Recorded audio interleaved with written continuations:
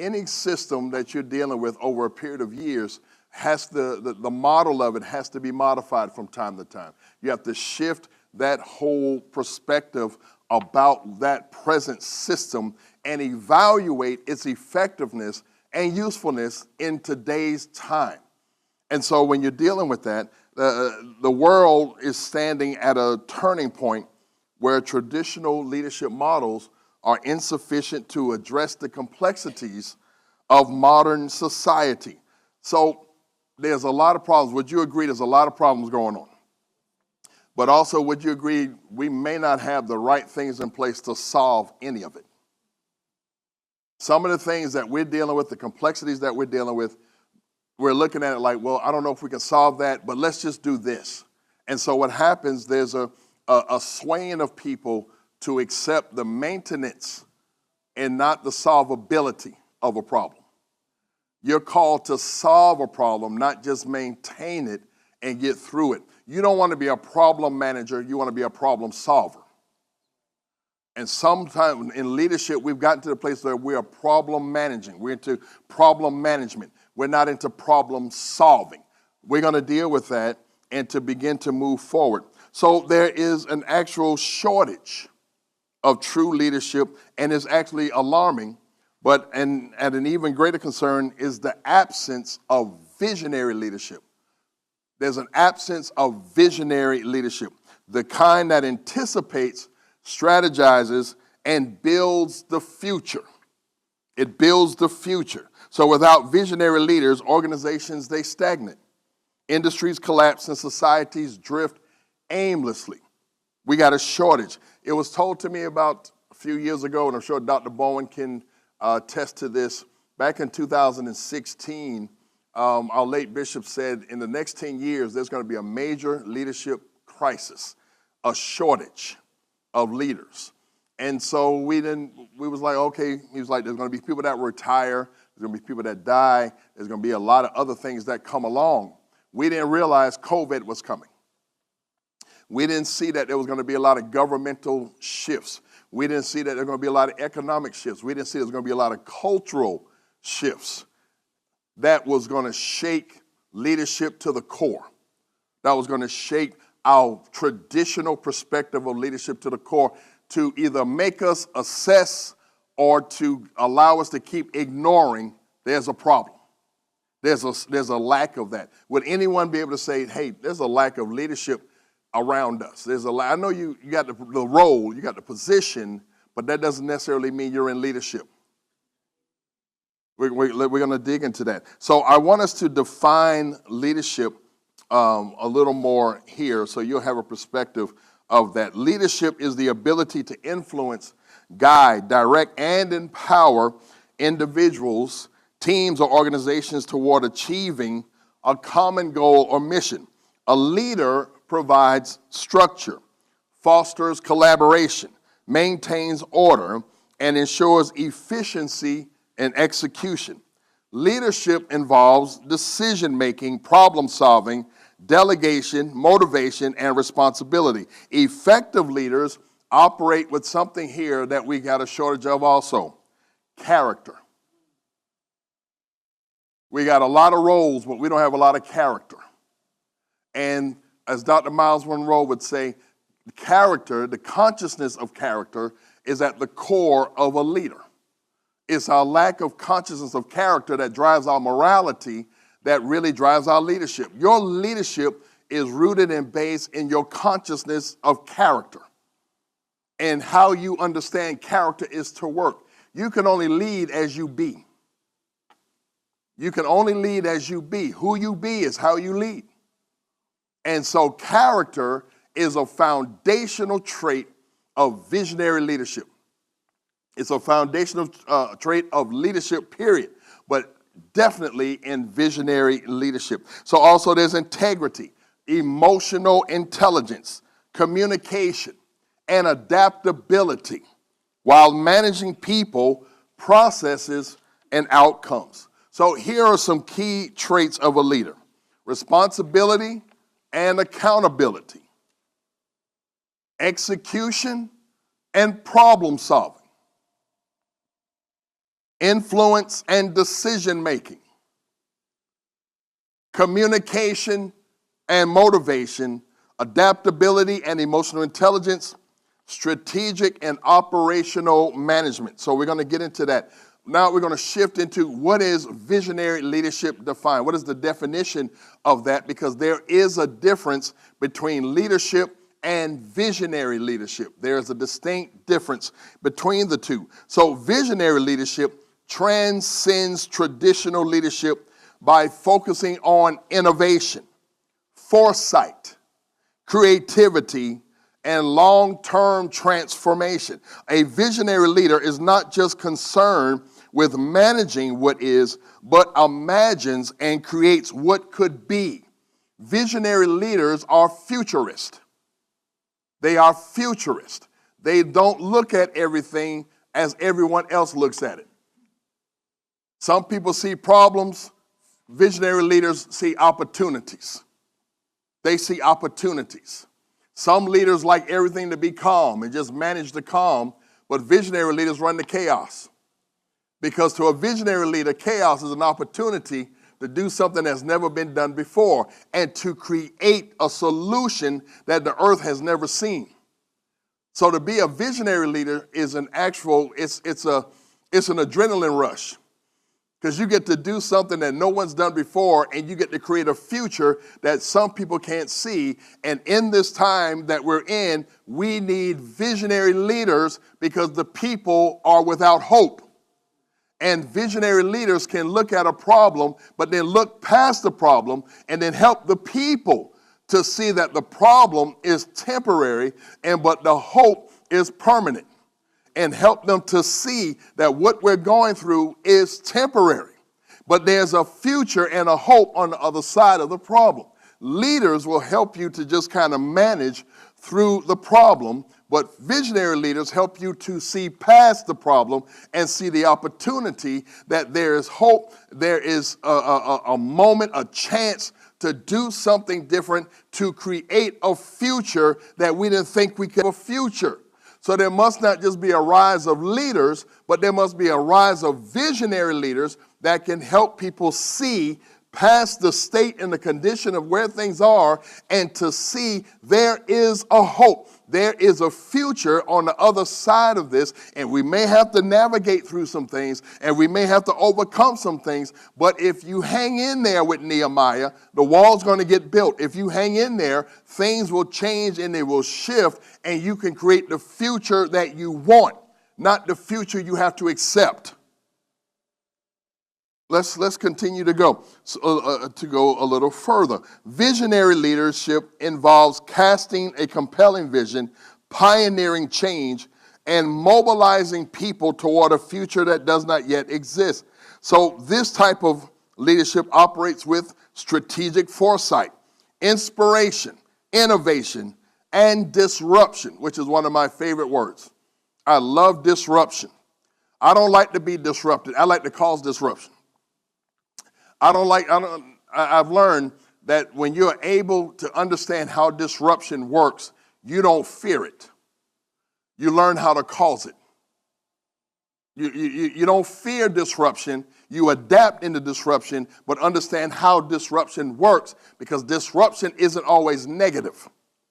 Disruption is necessary in order for a person to see that there is hope, that there's a solution, that there's an opportunity on the other side of this. So a visionary leader possesses the rare ability to see beyond the present, anticipate the future, and strategically guide people, organizations, and industries, even your family, towards uncharted territory. They're not content with the status quo. They reimagine, they innovate, and pioneer transformation. So let's go a little further. Let's go. So let's deal with quickly the core of visionary leadership. The core of visionary leadership is the ability to see beyond current realities. You have to be able to see beyond the headlines. You have to be able to see beyond what the narrative is being spun to you, that this is what it is. You have to be able to see beyond that because that's what sets you apart, but it also gives you a center. Visionary leaders have a center, and their center is that I hear the narrative, but I know the story. And that's the difference, because a narrative can always be spun in favor of someone else, but a story is truth. And visionaries understand truth while narratives are being said.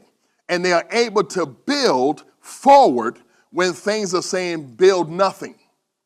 You have to be able to build forward when they're telling you to build nothing, because there are no perfect times to have vision.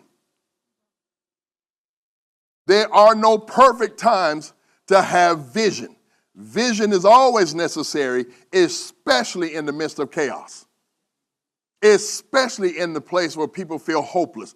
This is when vision rises to the top. This is what the people are looking for. They're looking for vision, because if they don't have vision, they will cast off restraint. They will become hopeless, and they will disconnect and disengage from life.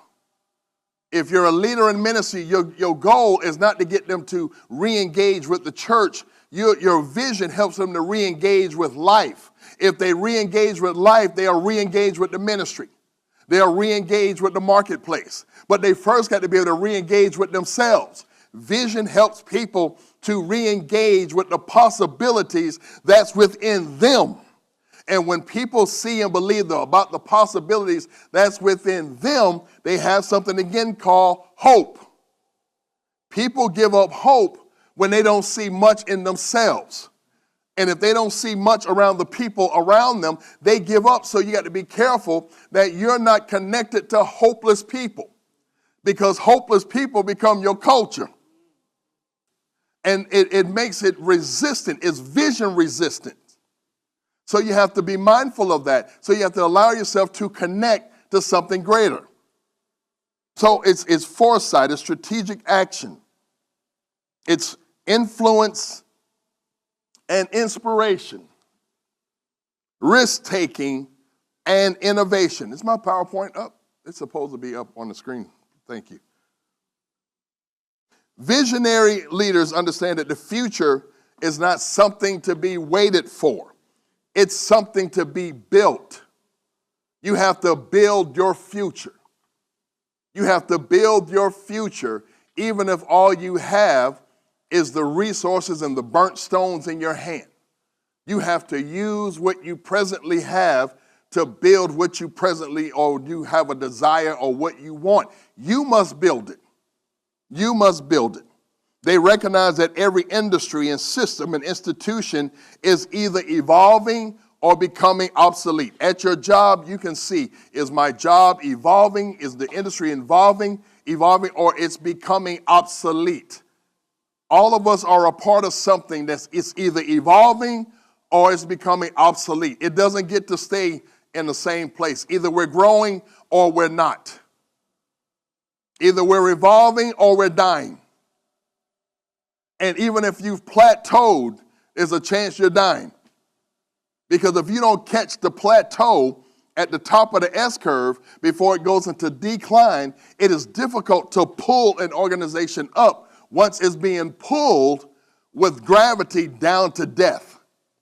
The goal, you must begin to evolve and see where we are is not only stagnant, but it is turning toward decline, and it is dying fast.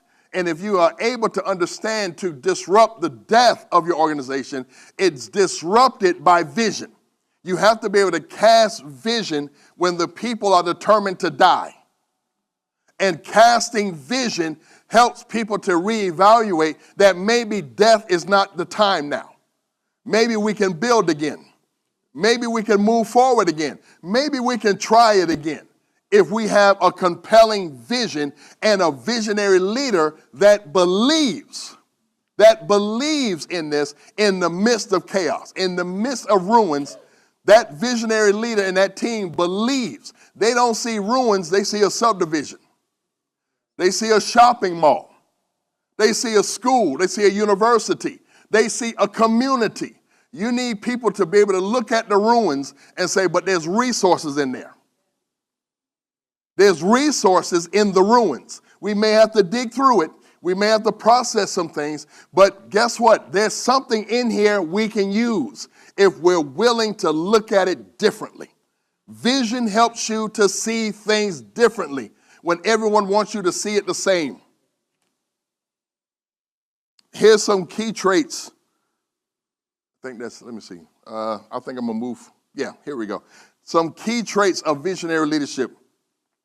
Future-oriented thinking. Anticipating change and trends. Innovation and creativity. Seeing beyond limitations. Mission-driven purpose. Aligning leadership with long-term vision. Courageous decision-making. Taking calculated risks for future impact. Inspiration and influence. Mobilizing people toward a vision. You know you have to help drive people towards life. When people are determined to die, you have to redirect their path to life. Visionary leadership is not a title. It is a grace. It's a function to not only see where they're going, but then also help mobilize them and convince them this is the way. Because when people are determined to die, they will gravitate to the nearest death they can find. And so we got to disrupt. We got to disrupt the path by putting them on the path of hope, putting them on the path of growth, putting them on the path of a new perspective. And when you're able to help people change their perspective, you can change their outcomes. You get different when you see different.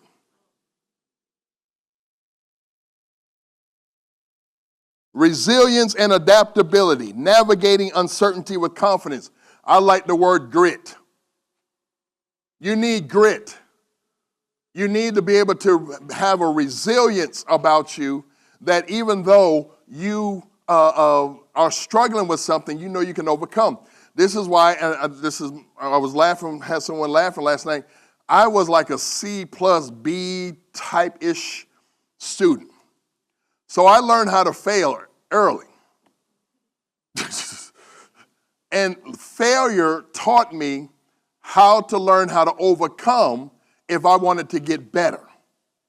Failure taught me that I must learn how to dig deep, find grit, find resilience, to move from C minus to B plus because I valued what I wanted to be. Now here's the challenge. If you have always succeeded and you've never failed, 1 point shy of an A can cause some people a nervous breakdown because they've never had to navigate through failure. And it's in failure you learn how to be resilient. It's in failure that you learn how to have grit. It's in failure that you go back and that you believe in what you have, that you try again. But if you've always won, you'll struggle with a loss. And sometimes you need a losing season to teach you how to appreciate a winning season. And then when you get to a winning season, you're determined not to go back to the losing season, so you keep evolving.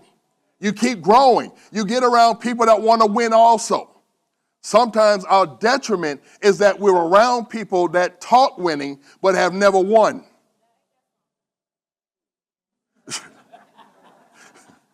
So the talk is there, but the culture isn't. Winning is a culture. Victory is a culture. It is the gathering of people that have the substance of victory because of vision. And sometimes you've been around people that say, girl, one day, when I get my money right, when I do this, and everyone, that's the one day crowd. They always talk about one day, and now they're 60, and now they're 70, and they're one day away from the grave. You have to pay attention to the talk of your team. You have to pay attention to the talk of the crew around you. Is it fostering victory or is it managing failure?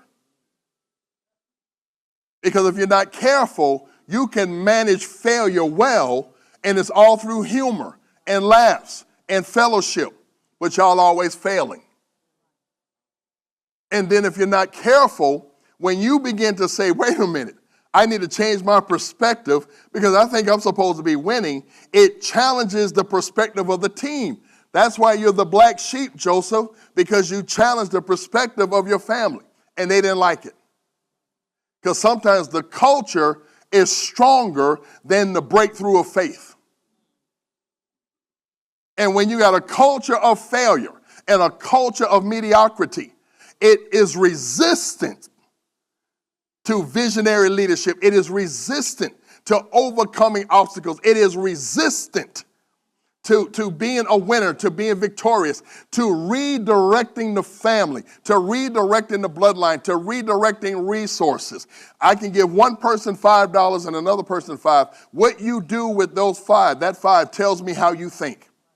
If you go and spend yours up, I know how you think. If you're looking to save or to invest it, it tells me how you think. It's not the amount of money that determines your thinking. It's money, period.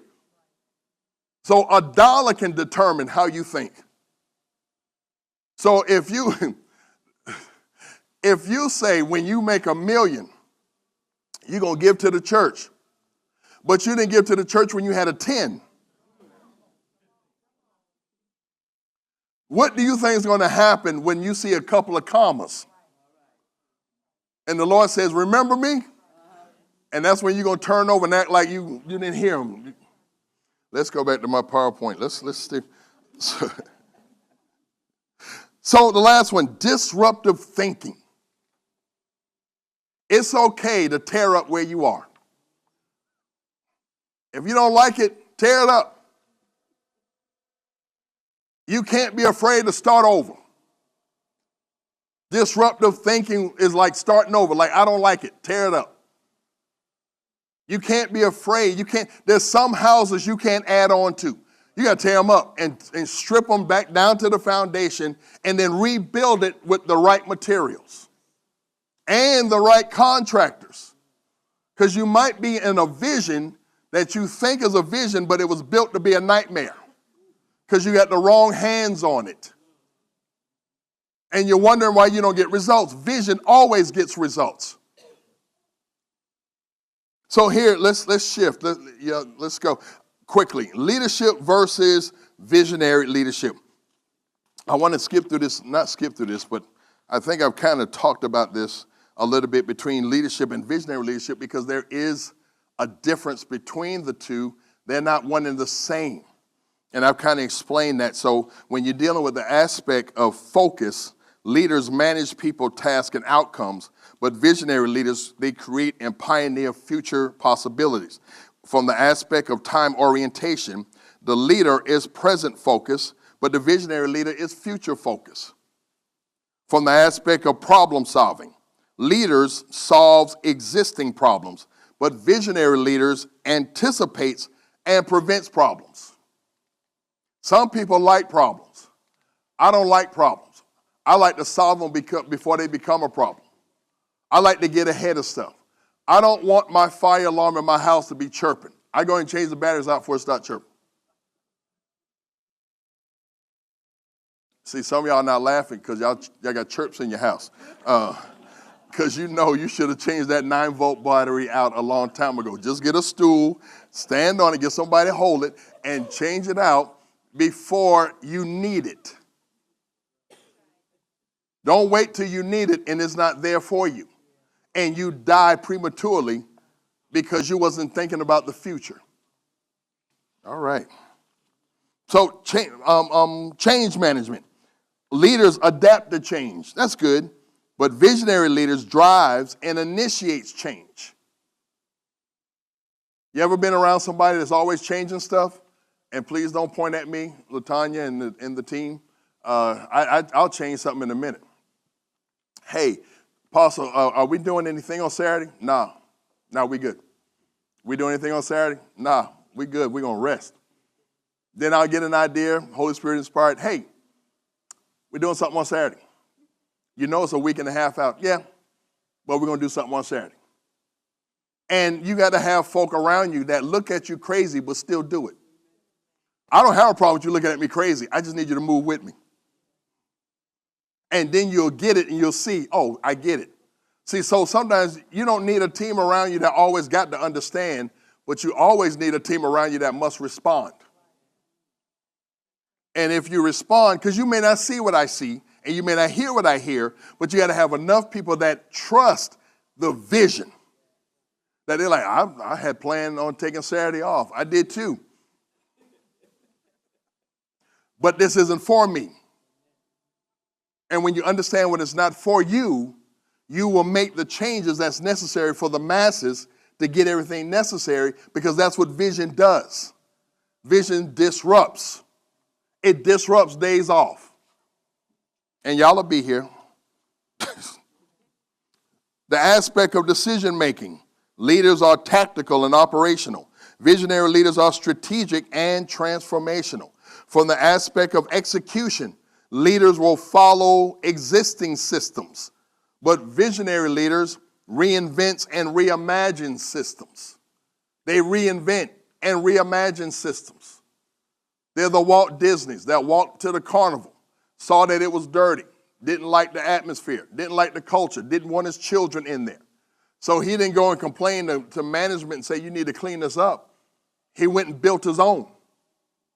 He went and established his own reality, his own future that you all, many of you all have been to and continue to go to, regardless of how high the ticket prices are. Because vision will always draw curiosity and it will always draw imagination.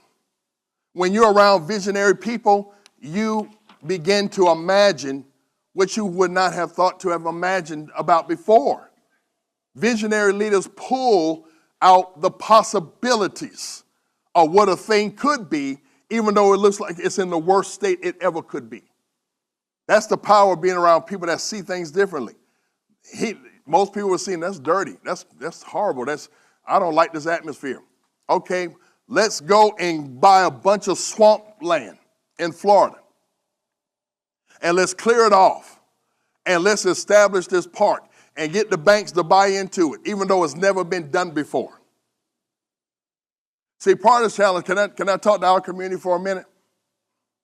There is more to us than our dream from our civil rights leaders. Their dream was that we would have dreams and vision and imagination and see things differently.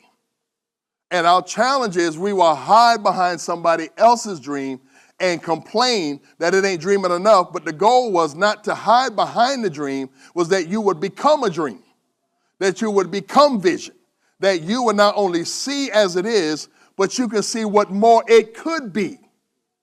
And sometimes we get stagnant and we don't want to see what it could be. We are okay with what it is, but we complain about it. And then we assassinate visionary leaders, whether in character, slander, lies, disconnection, disengagement. That's still slander because you've left them alone. And then we disengage from them and leave them to dream by themselves when the dream and the vision they had was for the masses, not for one person. We don't dream for us. We don't have vision for us. We have vision for the corporate body. We have vision for the family. We have vision for the community. We don't have vision to dictate the quality of just our lives. Vision dictates the quality of your life as well. So to be a part of vision is to be a part of a better quality of living. Vision is supposed to bring a better quality of living.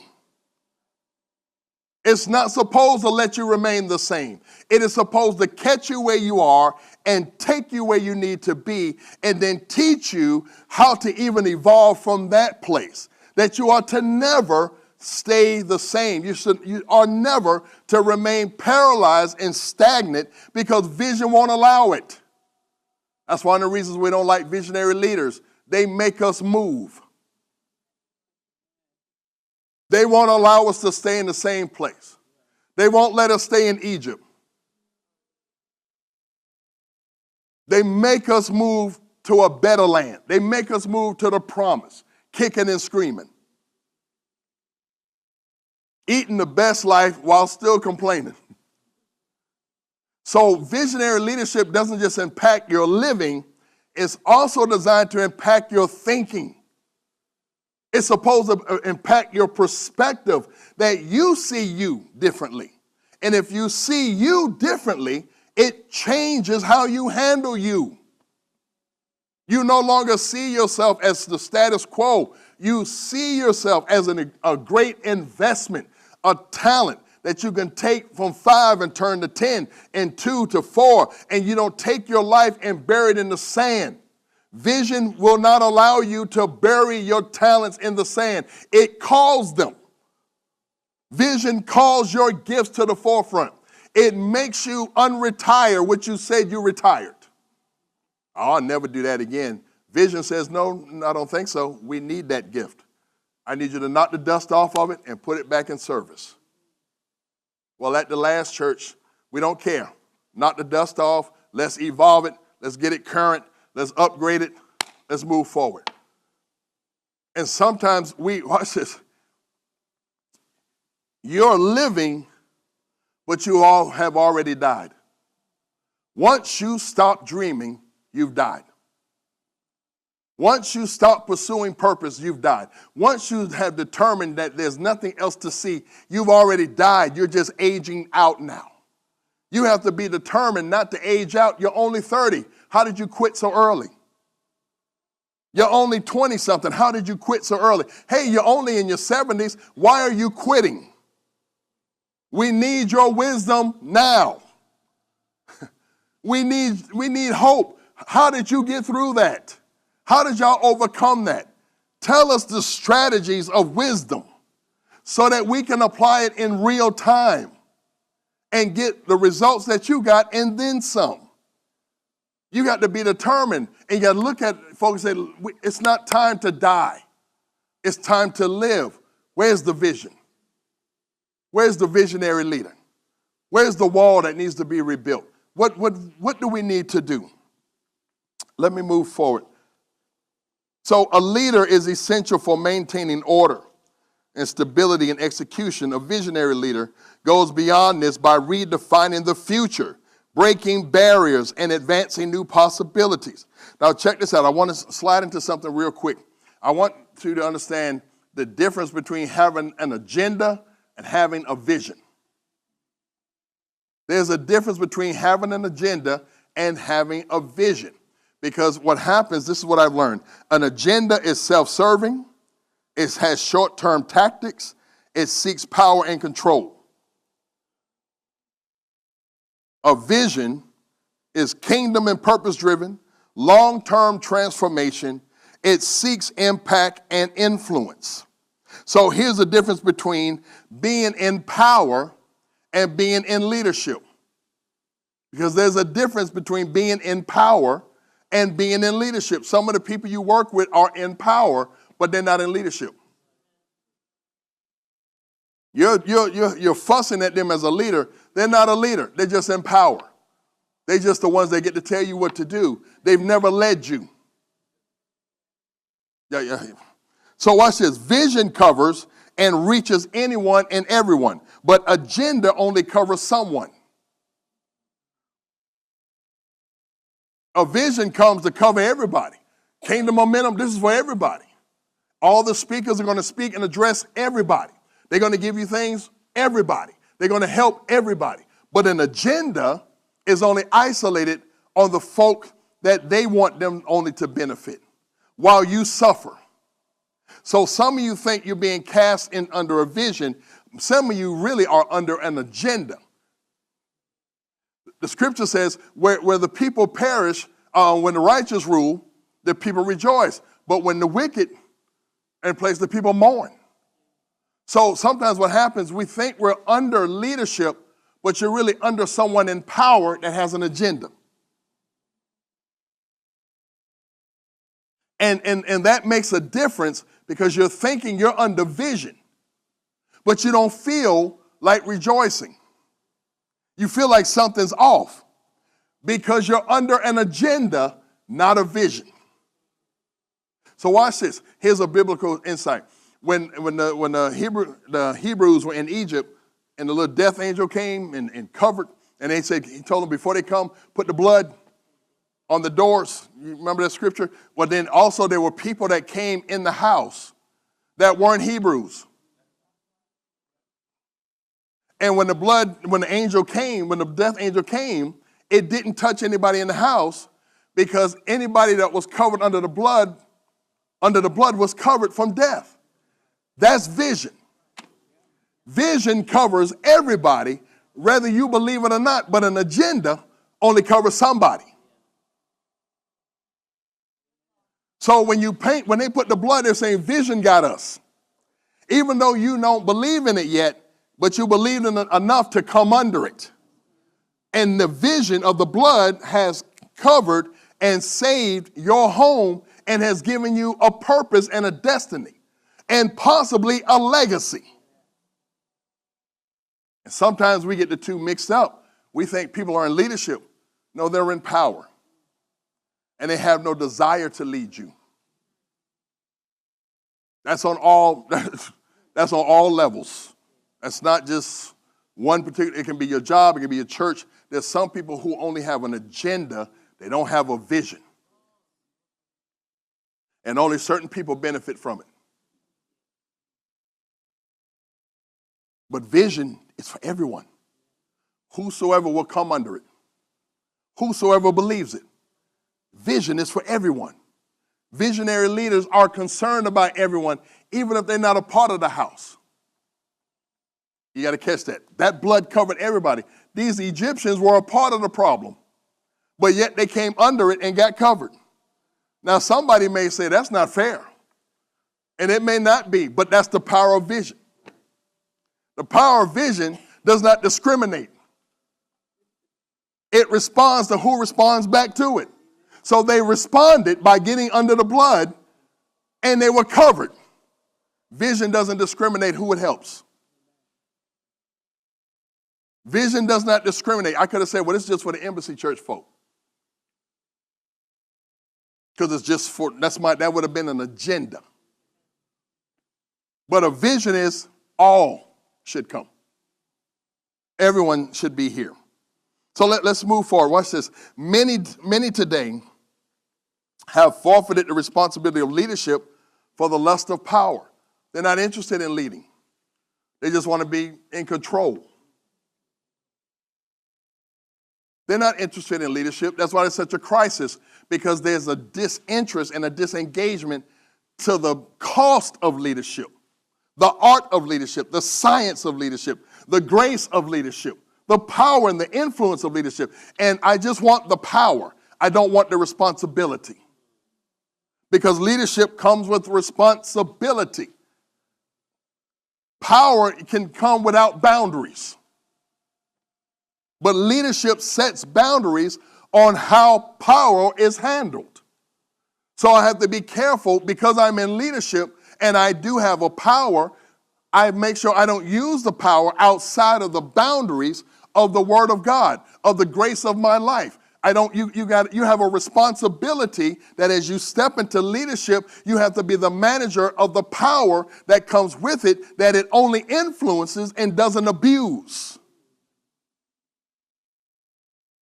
So when you don't understand leadership and only want power, it's possible you will become an abusive leader that has control and narcissistic. And nobody can correct you because you're in power. Leadership is humble. Leadership is humility. It is also, I'm over the church. I'm not over as Christ, I am responsible, let me say that. And I have to allow myself to be corrected. My bishop is here.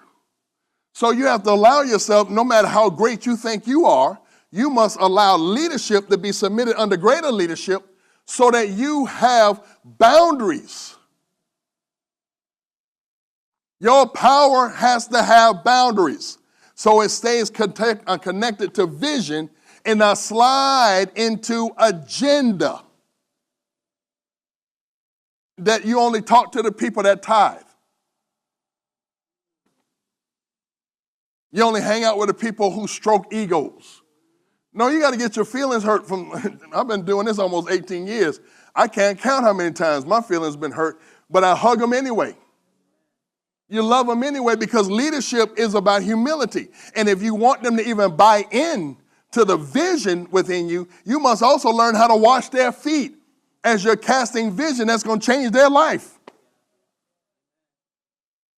The power is not in how high you can be. The power is in can you manage the low of who you are and be humble enough to bring impact and cast vision while serving them at their worst. Because you see who they are, not what they're doing. Visionary leadership sees who you are. It doesn't see what you're doing because we're called to see potential. We're called to see potential when you only see problems. You see yourself as a wreck. I see yourself as a masterpiece. But we must go through the process. Vision is a process to bring you into who you've been called to be, who you ought to be, not who you've limited yourself to be. Let me get to this last part here with my remaining time.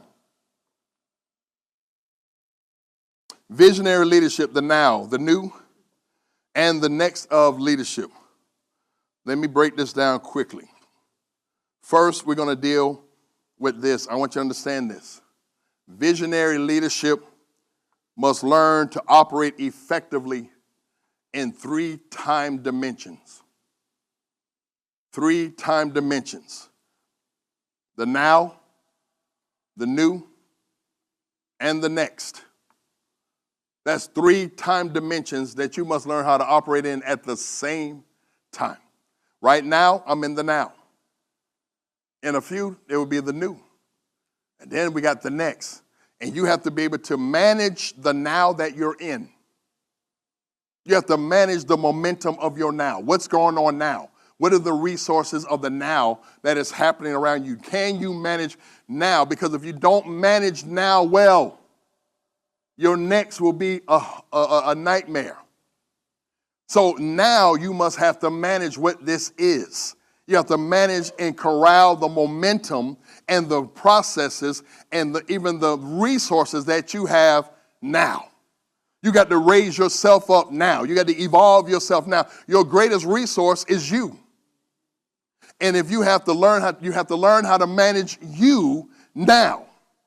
That you can't wait till, next year. No, there may not be a next year, but you do have a now that you must manage and capture the momentum of who you are and who you are becoming and maximize the now.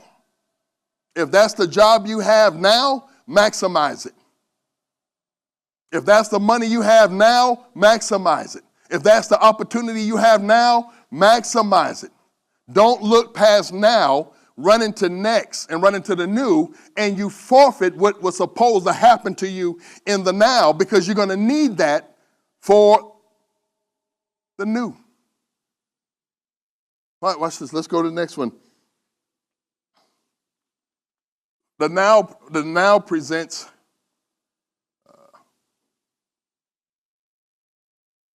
the new.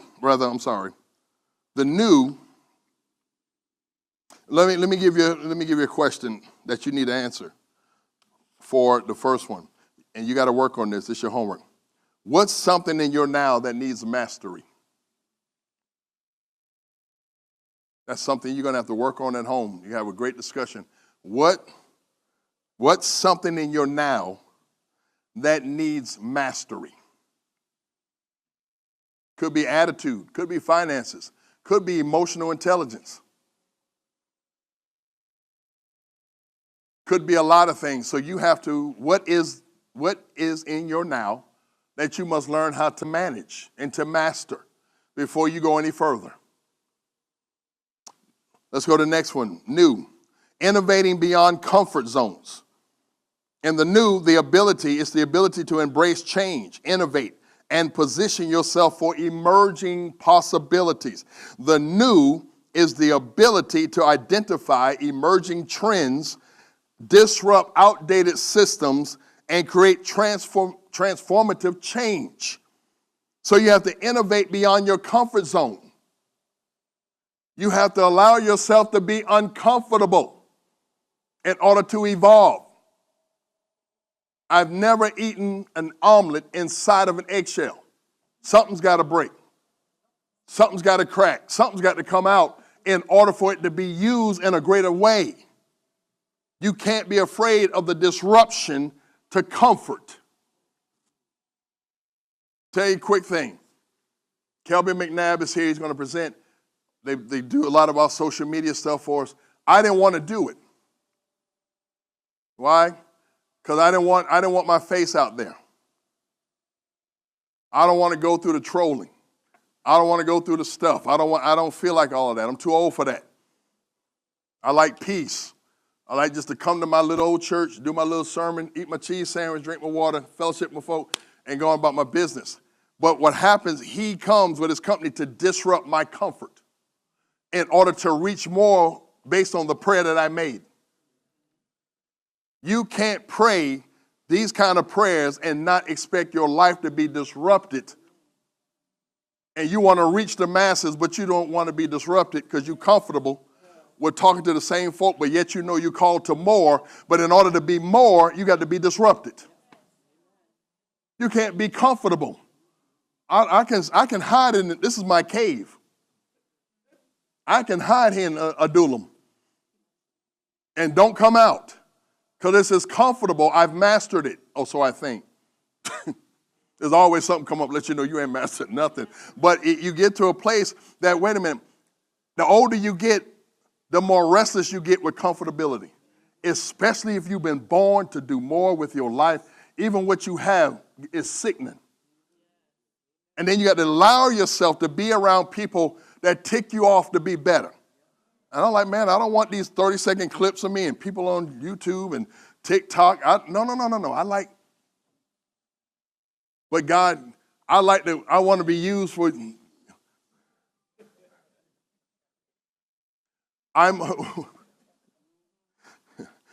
say I'm available. We're saying I'm somewhat available. But if they're not coming for you, that means you ain't saying nothing. Because when you become uncomfortable, you have a freedom to be who you are. And when you be who you are, it changes people's lives. And it changes your life. Last one, the next. Preparing for the future before it arrives. You got to prepare for the future before it arrives. Come on, Joseph.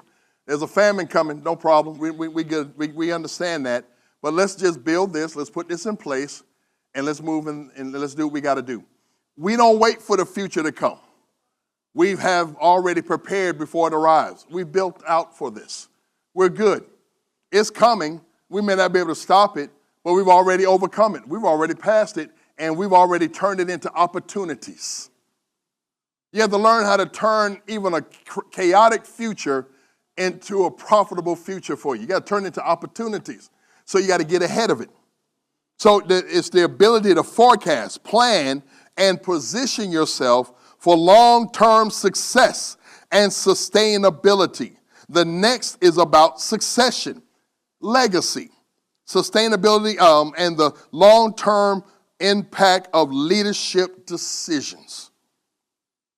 It's anticipating global trends, movements, and shifts before they happen. It is building sustainable, scalable, and generational impact models. It is developing leaders, industries, and systems that will redefine the future. Operating with spiritual and leadership intelligence to steward what's coming. Say something's coming. Something's coming. And we're going to manage it well. So you're building legacy. We're going to look back on your life and we're going to read about how you handled the chaos of 25. How did y'all get through the mess of 27? How did you overcome the recessions of 29 or whatever the case may be? How did y'all do that? Because we got ahead of the future. And we created the future we wanted, not the one they wanted us to accept. And it may have cost us something, because it will. And you may not get to see it all, but you must put something in the earth that establishes a strong legacy that you were here and that things are better. And real vision is what people can still eat from after you're no longer here to cook it. People should be eating from your vision for years and getting nourished and being fulfilled. And it's fresh years later. Ladies and gentlemen, you're building a legacy while you're here. You're not just skipping through life. You're building something. You're putting something in place that's going to matter. You're putting something in place that's going to change the world. I don't care if you're from Fleming, Savannah, it doesn't matter. Who you are and what you are matters, and it can turn the world upside down if you believe. If you can see who you are, see what you're called to be, and see what you're called to be a part of, you can change this world. And while they're panicking, you'll be building. And while they're throwing out stuff, you'll be buying.